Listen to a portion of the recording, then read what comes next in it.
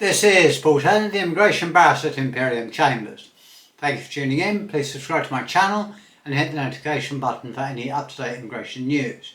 If you have an immigration problem, please get in touch with me and I'll do my best to help you.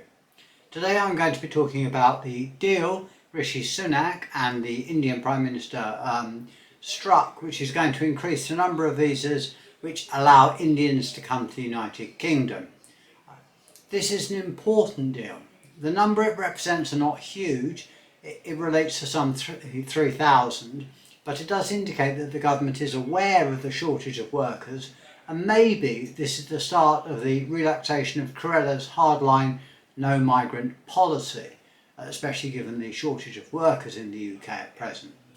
The background to this announcement was made following the 15th of November meeting between the Prime Minister of England and the United Kingdom and the Prime Minister of India, who met at the G20 summit in Indonesia, where the two leaders discussed a £24 billion free trade agreement, which, if granted, would be the first of its kind between India and a European country.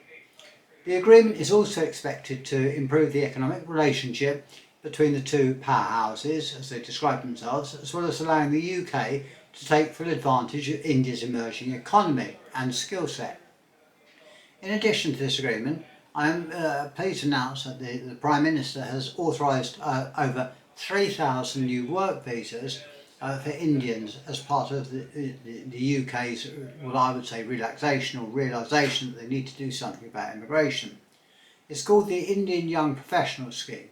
On November the 16th, the Prime Minister's office tweeted, "Today the UK-India Young Professional Initiative was confirmed, giving 3,000 spaces to degree-educated Indians between the ages of 18 and 30 to come to the UK to live and work for 2 years. At this meeting, it was also claimed that the UK had more connections to India than any other nation, with approximately 95,000 employed positions supported by Indian investment and a quarter of all students in the UK originating from India.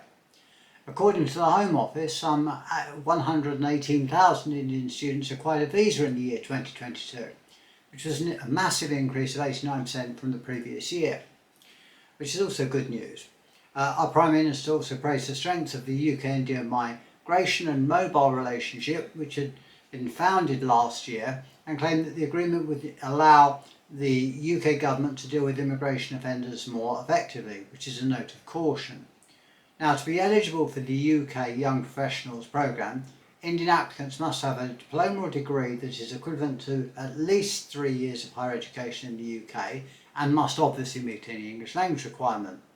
As this is a fairly fresh development, it is possible that the visa could require sponsorship or a job offer from a specific employer, which would set it apart from what the Youth Mobility Scheme route, which I've already covered in the video. The exact eligibility for this visa have yet to be formally announced by the Home Office, so it would be sensible to wait and see until the Home Office releases additional updates about how people can apply. When the updates and when the guidance is published, I will of course produce a new video on this.